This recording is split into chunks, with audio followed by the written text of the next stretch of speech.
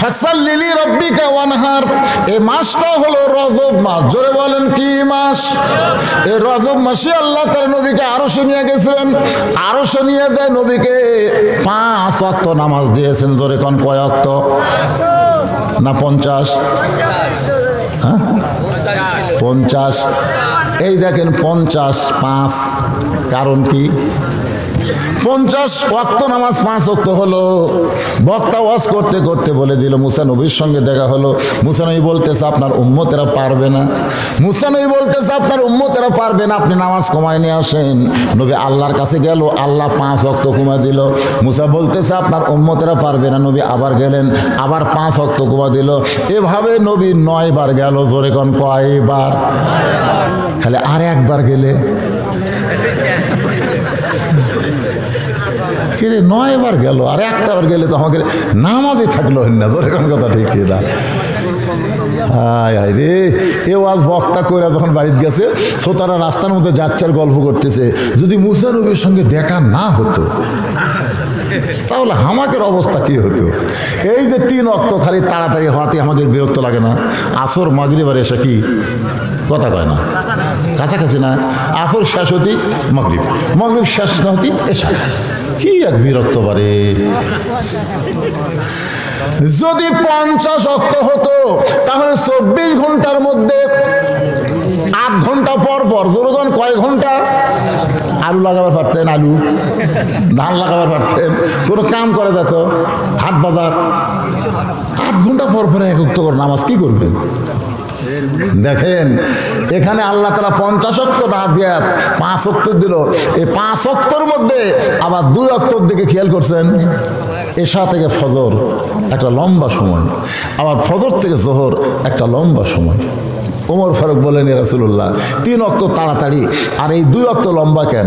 আল্লাহ রাসূল বললেন, ফজর থেকে জোহর লম্বা সময় দেওয়ার কারণ হলো মানুষ দুনিয়ার কাজ কাম করবে, ব্যবসা বাণিজ্য করবে, চাকরি বাকরি করবে, খেতে খামারে এবং অফিস আদালতে এইগুলো কাজ করতে করতে দেহের যে ক্ষয় হবে, ক্ষয় বোঝেন না?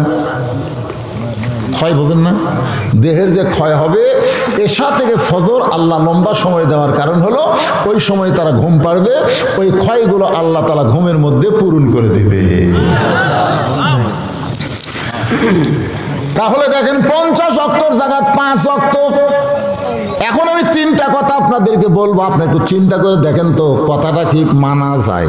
1 নম্বর কথা হলো, আমাদের নবীকে আল্লাহ 50 ওয়াক্ত নামাজ দিল। নবী আমাদের কথা মনে ভুলে গেছে, মুসা নবী আমাদের কথা বলে দিছে। মানে আমরা যে 50 ওয়াক্ত পারবো না সেটা আমাদের নবী কি ভুলে গেছে, মানে মনে নেই, আমাদের কথা নবীর মনে নেই। এই 50 ওয়াক্ত নিয়ে আসতেছে, মুসা নবী মনে করে দিল আপনার উম্মতেরা পারবে না। এখন বলেন তো আমাকে বেশি দয়া কে করে, আমাদের নবী না মুসা নবী? কথা কয় না। আচ্ছা নামাজকে আগে ফাঁসে না বোরাকত আগে ছুটছে? আগে বোরাকের পিঠে না চললে তো আল্লাহর কাছে যাওয়ার পর নেই। ওই বোরাকের পিঠেও তো নবী চড়তেছে না। ফেরেশতা জিবরাইল বলে হুজুর চড়েন। আল্লাহ রাসূল বলে আগে বোরাকের গতি কম। বলে বোরাকের পিঠে চড়বেন, বোরাক আপনাকে বারকুন বিজলি আসমানের বিজলি চমকায়, এর চাইতে বেশি গতিতে আল্লাহ তাআলা আপনাকে আরশে নিয়ে যাবে। সঙ্গে সঙ্গে নবী বোরাকের পিঠে হাত দিয়ে কান্না শুরু করলেন। ফেরেশতা জিবরাইল বলে, রাসূলুল্লাহ এত সুন্দর বোরাক যার পিঠে চড়ে আপনি আল্লাহর বাড়ি যাবেন, সেই বোরাকে আপনি কাঁদেন কেন? রাসূল বলে, জিবরাইল আমার উম্মতের ব্যাপারে আমার পুলিশের কথা মনে পড়ে যায়।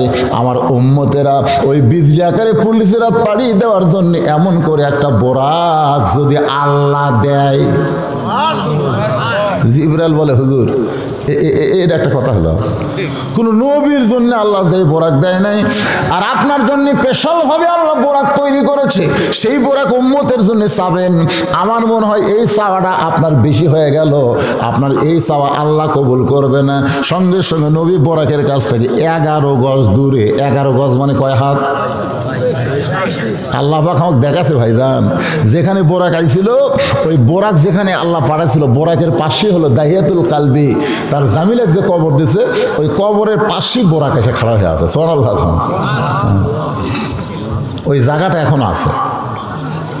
11 গজ দূরে নবী দাঁড়ায় বললেন, জিবরাইল তোমার ঠেকা আমার না, ঠেকা হলো তোমার আল্লাহর। ঠেকা কার? আমি কোনোদিন আল্লাহর আরশে যাওয়ার চাইনি, আমি কোনোদিনও চাইনি। কারণ মুসা নবী একবার বলছিল রব্বি আরিনি, আল্লাহ বলেছে লান তারানি। মুসা নবী আল্লাহ দেখবার চাইছিল, আল্লাহ কয় সম্ভব না। সেই দিন থেকে আমার মনের মধ্যে আল্লাহ দেখার বাসনা থাকলেও আমি সাহস পাই না। জিবরাইল কয় হুজুর মুসা নবী আল্লাহ দেখবার চাইছিল, আর স্বয়ং আল্লাহ আপনাকে দেখবার চায়। তফাৎ আছে না নাই? যেরকম তফাৎ আছে না নাই? মুসা নবী আল্লাহ দেখবার চাইছিল, আর আল্লাহ আপনাকে দেখবার চায়। এখন বলেন মুসা নবীর চোখের পাওয়ার আর আল্লাহর চোখের পাওয়ার কি সমান? মুসা নবী দেখবার পায় না, এই জন্যই বলছিল দেখবার চাই। কিন্তু আল্লাহ কি নবী দেখবার পায় না? এ কথা কন না কেন? পায় কি পায় না? নবী যে মক্কাত আছে সেটা কি আল্লাহ দেখবার পায় না? তারপরে নবীকে আল্লাহর আরশে নিয়ে যায়, আল্লাহ নবীর কি দেখবার চায়? নবীর উম্মত হিসাবে এই গুরুত্বপূর্ণ কথাটা আমাদের একটু জানার দরকার আছে না নাই? বাজান গো, আল্লাহ নবী বললেন আল্লাহ আপনার সঙ্গে আমার মেরাজ হলো, আমার সাক্ষাৎ হলো, কিন্তু আমার উম্মতের মেরাজ হলো না, আমার উম্মতের মেরাজ হলো না। আল্লাহ বলে নবী গো আপনি যে জায়গায় যান আপনি আপনার উম্মতকে ছাড়েন না। আপনি এমন নবী কেন হলেন? আচ্ছা আমার কাছে আপনি আসছেন, এটিও আপনার উম্মত। নবী বলেন আল্লাহ আমি আমার জন্য কিছু চাই না, আমি চাই আমার উম্মতের জন্য। আল্লাহ বলে নবী গো আপনি দেখলেন আমাকে একবার, আপনার উম্মতেরা দৈনিক আমার সঙ্গে মেরাজ করবে 5 বার। আসসালাতু মেরাজুল মুমিনিন, নামাজ হচ্ছে মুমিনদের জন্য মেরাজ। ভাই আজকে সেই নামাজ আমাদের পড়ার টেনশন নেই। একটু মনোযোগ দিয়ে শুনতে হবে। 5 ওয়াক্ত নামাজই হলো আসল। সেই 5 ওয়াক্ত নামাজ আমাদের কাছে বিরক্তকর মনে হয়। জোহরের 4 রাকাত নামাজ কেমনে পাইলাম? আমাদের জাতির পিতা হযরত ইব্রাহিম নমরুদের চুলার মধ্যে যখন শান্তির বাগান পায়, নামে দেখে আগুন নাই, এসি। সুবহানাল্লাহ কোন? এসি বোঝেন? এসি ঠান্ডাও না গরমও না। এখানে আল্লাহ কি বলতেছেন? কুলনা ইয়া নারু কুনি বারদাও ওয়া সালামান আলা ইব্রাহিম। শান্তিদায়ক ঠান্ডা হয়ে যাও, বরফের মতন ঠান্ডা হয়েও না, শান্তিদায়ক ঠান্ডা হয়ে যাও। এখন আগুনের চুলা শান্তির বাগান পাইয়া আমাদের জাতির পিতা হযরত ইব্রাহিম খুশি হইয়া এক নিয়তে 4 রাকাত নামাজ পড়ে। ওই 4 রাকাত নামাজ আল্লাহর এতই ভালো লাগছে, আল্লাহ বলে হাবিব গো আপনার উম্মতের জন্য ইব্রাহিম নবীর 4 রাকাত নামাজ জোহর হিসেবে দিয়ে দিলাম। আপনার উম্মতেরা জোহরের 4 রাকাত নামাজ যখন জামাতের সঙ্গে আদায় করবে, ইব্রাহিম নবীর সমপরিমাণ সওয়াব আমি আল্লাহ দিয়া দিব। এখন বলেন তো, ফজর পড়লে আদম নবীর সমান সওয়াব, আর জোহর পড়লে ইব্রাহিম নবীর সমান সওয়াব, তাহলে কারা কারা ফজর জোহর বাদ দিবেন? বাদ দিবেন? আল্লাহ তাআলা সাগরকে রাস্তা বানায় দিলেন মুসা নবীর জন্য। জোরে কোন? কোন নবীর জন্য? জেরুজালেমে গেছিল হযরত ওমর তখন আসলো উটের নিচে রশি ধরে, আর গাধা আসলো উটের ওপর। তো জেরুজালেমের খ্রিস্টানরা মনে করে যে জেরুজালেম ফিলিস্তিন যুদ্ধ হচ্ছে, ওই জেরুজালেম ওমর ফারুক গেছে, খ্রিস্টানরা নিয়ে আসছে একেবারে চকি, উটের পিঠ থেকে চকির উপরে পা দেবেন, একজন হামাগুড়ি দিয়ে আমার উপর পা দেবেন আমির আল মুমিনিন, আপনার উট থেকে নামতে যেন কষ্ট না হয়। রাখাল খালে কান্দে। জেরুজালেমের লোকেরা কয় আমির আল মুমিনিন আপনি কান্দেন কেন? রাখালকে কেড়ে পাগলা, কে আমির আর কে রাখাল তোরা জানিস? তখন উটের পিঠে যিনি তিনি তো আমির। কয় না আমি হলাম রাখাল, আর রশি ধরে যিনি জমিনে দাঁড়ায় তিনি হলেন আমির। জেরুজালেমের খ্রিস্টানরা আশ্চর্য হয়ে বলে এটা কেমনে হয়? বলে আল্লাহর কোরআন যখন দুনিয়াতে চলবে, কোরআন মোতাবেক মানুষ যখন চলতে যাবে, তখন এমনই সম্ভব হয়ে যায়। আপনাদের মসজিদে কার আইন চলতেছে? কথা কন না, আপনাকে বড় মসজিদে কার আইন? আল্লাহর আইন। দেখবেন আওয়ামী লীগ, বিএনপি, জাতীয় পার্টি, জামাত, তাবলীগ, পীর মুরিদি সব এক কাতার। আমি একদিন নিজের এলাকার দেখছি, ভাই এটা তো কাহলেও আমার এলাকা, কিন্তু আমার 5 ফিট এলাকার দেখছি মসজিদের মধ্যে ঢুকা দেখি 3 মুসল্লি খালে বারবার ঘড়ি দেখতেছে, হুজুর নাই। এই জায়েদ খান যে শালা করে ডাক গেল, এই একটা ইমামও নেই। তখন ওরা তিনজন তিন দল করে, বুঝলেন? কিন্তু ঘড়ির দিকে তাকায়, নামাজের সময় হচ্ছে কিন্তু হুজুর নেই। তখন ওরাই তিনজন বলতে আমাকে তিনজনের মধ্যে কে নামাজ পড়ার পারে? তখন একজন বলতে ভাই তুই তো আওয়ামী লীগ করিস, তুই যা। তো ভাই ভাইরে আমি মাঝে মধ্যে পড়ি, পড়াবার পারি না। তুই তো বিএমপি করিস, তাহলে তুই যা। আঁকার মধ্যেই ভাই, কিন্তু সামনে যাই না। তখন আওয়ামী লীগ কয় তুই তো জামাত করিস রে, তাহলে তুই যা। দেখেন আওয়ামী লীগ বিএমপি জানে নামাজ পড়াবারও পারে, পড়বারও পারে। একটা দল, তার নাম হলো জামাত। জোরে খান, তার নাম কি? কথা কন না কেন ভাইরে, কথা কন না কেন? তখন বলতে তো ভাই রে আমি কিন্তু জামাত ইসলাম। এখন তোরা পিছনে ডেকে জায়গা কি বলবো, একতে যাই তো বিহাজাল রাজাকার কবু। তখন আওয়ামী লীগ বলতে তো ফাজলাম করিস, আল্লাহর ঘরের মধ্যে কোনো দল চলবি কে রে? এটা কিন্তু আওয়ামী লীগে বলতেছে, আল্লাহর ঘরের মধ্যে কোনো দল চলবি না রে। এই ঘরের মধ্যে আওয়ামী লীগ বিএনপি রাজাকার সবাই এক ভাই এক জামাত। ধরে কেন সুবহানাল্লাহ। দেখেন আল্লাহর আইন চলার কারণে 14 দল 20 দল ভাঙ্গে এক কাতার হয়। খালি মসজিদের আইন যদি বাংলাদেশে চালু হতো তাহলে বাংলাদেশে কোনো দলাদলি থাকতো না, সব মুসলমান এক দল হয়ে যেত। জোরে কোন কথা ঠিক কি না? জেরুজালেমের সমস্ত খ্রিস্টানরা বলতেছে ইসলাম যদি এত সুন্দর হয় তাহলে আমরা আর খ্রিস্টান ধর্মে নাই, আমাদের পড়ায় দেন লা ইলাহা ইল্লাল্লাহু মুহাম্মাদুর রাসূলুল্লাহ। সব খ্রিস্টান মুসলমান হয়ে গেছে, সুবহানাল্লাহ। কিন্তু ওই মুসলমান যারা আছে খ্রিস্টান, এরই মধ্যে একজন আবার বেকা। এই বেকা ওই আর হয়নি, বেকা বোঝেন না? যখন আদায় শুরু করলাম যে কয়টা উঠে গেল এরা হলো বেকা। এরা কি কথা কয় না, বেকা, কুত্তের ন্যাস। এরা সহজে সোজা হবি না, টানা ধরলে সোজা, ছাড়া দিলি। একজন ছিল বেকা, ওই মারছে দৌড় পাদ্রির কাছে, খ্রিস্টানের পাদ্রি বলতেছে দরাবার মধ্যে জিকির মারতেছে, মদিনের ত্যাগ উমর এসে সব মুসলমান করছে। আপনার কিন্তু জাকিরের আর কেউ থাকলো না, বসে বসে খাবেন সে বুদ্ধিমান নাই। পাদ্রি দৌড় মারছে, উমরের কাছে গিয়ে বলতেছে ভাই আমিও মুসলমান হবার চাই। উমর ফারুক বলেন তাহলে কলমা পড়েন। বলে না, কলমা পড়ার আগে 4টা প্রশ্নের উত্তর দিলে মুসলমান হব। 1 নম্বর প্রশ্ন হলো পৃথিবীর এমন কোন জায়গা যে জায়গায় সূর্যের আলো একবার পড়েছে কিয়ামত পর্যন্ত পড়বে না, ওই জায়গাটার নাম বলা লাগবে। 2 নম্বর প্রশ্ন হলো পৃথিবীর এমন কোন কবর, কবরটাও জীবিত লাশটাও জীবিত, ওই কবর এবং লাশের নাম বলতে হবে।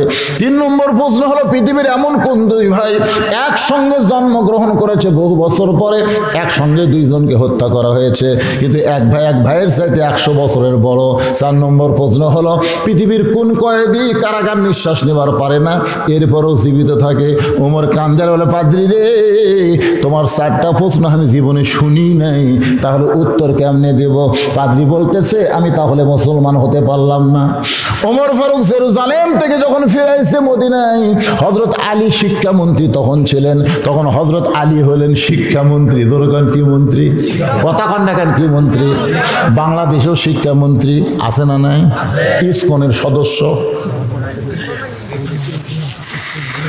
এতদিন শিক্ষামন্ত্রী ছিল দীপমণি, এখন হয়েছে নওফেল। জোরে কর নাম কি? নওফেল।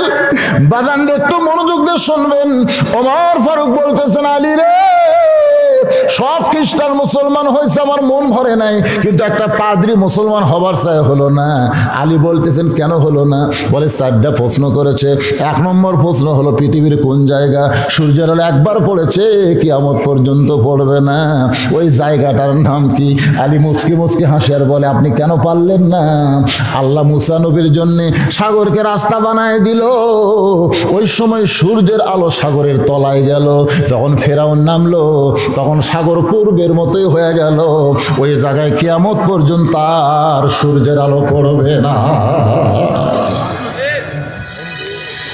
ওমর বলে আলী রে 2 নম্বর প্রশ্ন করলো কবরটাও জীবিত লাশটাও জীবিত, এইটা কি দুনিয়াতে কোনোদিন হতে পারে? আলী বলতেছেন কবর হলো মাছ আর লাশ হলো ইউনূস আলাইহিস সালাম। ওমর চমকে বলে আলী রে দুই ভাই একই সঙ্গে জন্মেছে, বহু বছর পর একই সঙ্গে হত্যা করেছে। এক ভাই এক ভাইয়ের সাথে 100 বছরের বড়। আলী বলতেছে ওজাইর আর আজিজ আলাইহিস সালাম, ওজাইরকে আল্লাহ তাআলা 100 বছর ঘুম দিছিল, ওই ঘুমটাকে তার মৃত্যুর মধ্যে শামিল করে তার হায়াতের মধ্যে ধরে নাই। আবার দুই ভাইকে যখন কাফেররা হত্যা করলো, তখন দুনিয়ার হিসাবে এক ভাইয়ের সাথে 100 বছরের বড়। ওমর কান্দের বলে, আলী রে, পৃথিবীর কোন কারাগার কয়েকদিন নিঃশ্বাস নিবার পারে না, জীবিত থাকে? আলী বলতেছে মায়ের পেটে সন্তান নিঃশ্বাস নিবার পারে না, এরপরও আল্লাহ জীবিত রাখে। ওই যে সাগরকে আল্লাহ 12 লাইন রাস্তা করে দিল, ওই সাগরের মধ্যে মুসা নবী এক নিয়তে 4 রাকাত নামাজ আদায় করেছিল। ওই 4 রাকাত নামাজ আল্লাহর এতই ভালো লাগছে, উম্মতে মুহাম্মাদের জন্য আসরের 4 রাকাত ফরজ হিসেবে দেয়া দিয়েছে। আসরের 4 রাকাত ফরজ যখন জামাতে আদায় করবেন, মুসা নবীর সমপরিমাণ সওয়াব আল্লাহ দান করে দিবে। মাগরিবে 3 রাকাত ফরজ। যেই নবীর আলোচনা শুরু করেছিলাম, ইয়াকুব নবী, জোরে বলেন নাম কি? ইয়াকুব নবীর একটা সন্তানকে কুয়ার মধ্যে ফেলে দিয়েছিল, তার নাম হলো ইউসুফ। শেষ পর্যন্ত বণিকেরা বিক্রি করলো, জুলাইখার বাড়িতে লালন পালন হলো। আবার জুলাইখার অভিযোগে ইউসুফকে জেলখানার মধ্যে ঢুকানো হলো। আপনারা বলেন তো, অন্যায়ভাবে কাউকে যদি জেলের মধ্যে ঢুকায়, তার দাম বাড়ে না কমে? যার প্রমাণ হলো আমির হামজা। বগুড়ার ইউটিউবাররা কক্সবাজার গেছে রে, বগুড়া থেকে কুটি গেছে। কে রে? আমির হামজা। আমি চিন্তা করল, আমার ঘুরে বসে 2-4 দিন জেলত থাকা লাগলো রে। আসলে জেলত গেলে ভালো মানুষ, তার দাম বাড়ে। যার ফরমান হলো আমির হামজা, যার ফরমান হলো আল্লামা সাঈদী। মরে যাওয়ার পরে কমপক্ষে 1 লক্ষ জায়গায় তার জানাজা আছে। জোরে কোন কথা কন না কেন? ইউসুফ নবীকে জেলের মধ্যে ঢুকানোর কারণে আল্লাহ কি তার দাম কমাইছে না বাড়াইছে? শেষ পর্যন্ত মিশরের প্রেসিডেন্ট বানিয়ে দিচ্ছে।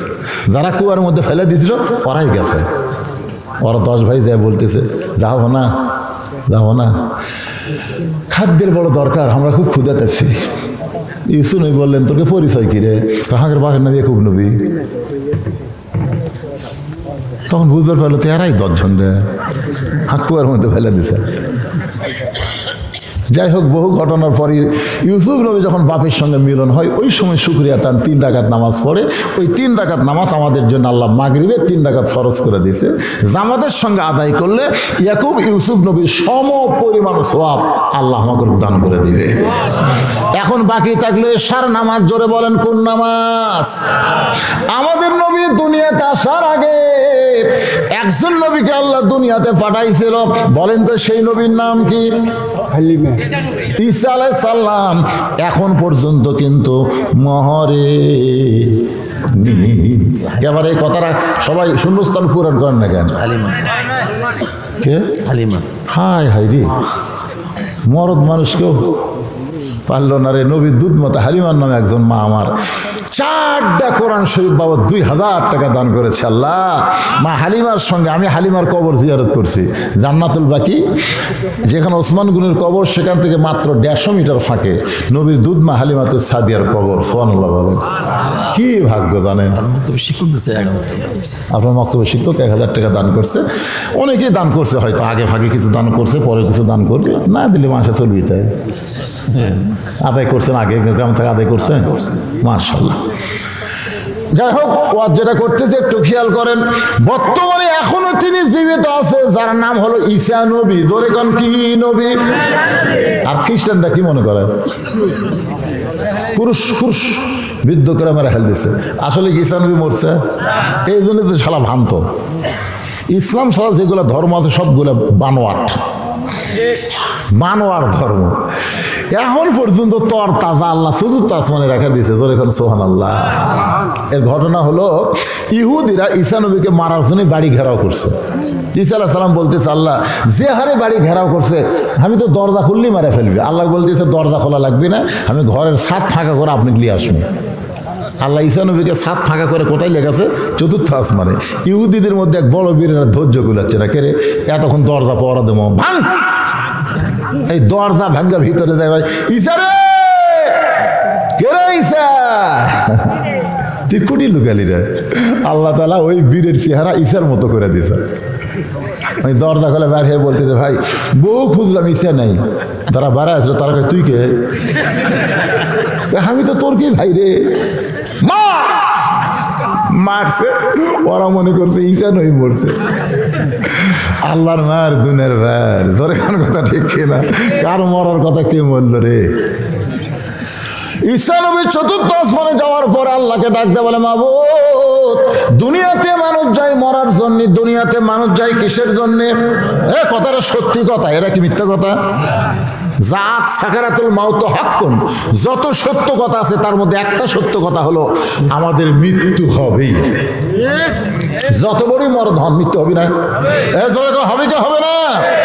ঈসা নবী বলতেছে, আল্লাহ দুনিয়াতে মানুষ যায় মরার জন্যে, কিন্তু আমার যে মৃত্যু হলো না, আমার কি মৃত্যু হবে না? আল্লাহ বলে, ঈসা শুধু একজন মাত্র জীবিত থাকবে, বাদ বাকি সবাইকে মরা লাগবে। আপনারা বলেন তো, যে একজন জীবিত থাকবে তিনি কে? কুল্লু মান আলাইহা ফানি ওয়া ইয়াবকা ওয়াজহু রাব্বিকা যুল জালালি ওয়াল ইকরাম। এমনকি যে আজরাইল আমাকে জান কবজ করে, আপনারা বলেন তো সে আজরাইল কি মরবে? আল্লাহকে আজরাইল দেখ তার কেউ আছে? আজরাইলকে আল্লাহ তন্ন তন্ন করে খুঁজে দেখছি, কেউ নেই। আল্লাহ কয় ভালো করে খোঁজক রে। আল্লাহ আপনি কি কন? যার হাতের তালুর উপর গোটা পৃথিবী, তাকে আপনি খুঁজবার কন? আর নাই, আল্লাহ কেউ নেই। আল্লাহ কয় তুই কে? আজরাইল করছে, আমার কথা আমি ভুলেই গেছি। আল্লাহ কয় এখন জান কবজ কর। আল্লাহকে আমার জান আপনি করেন না, এই দায়িত্ব আমার লয়, এটা তোর। সেই দিন আজরাইল যে একটা চিৎকার মারবি, আল্লাহ রে নিজের জান নিজের কবজ করা লাগবে, এইটা যদি আগে জানতাম তাহলে এই জান কবজ করার দায়িত্ব আমি নিতাম না। আল্লাহ বলে, ঈসা আপনারও মৃত্যু হবে। ঈসা বলতেছে, আল্লাহ চতুর্থ আসমানে।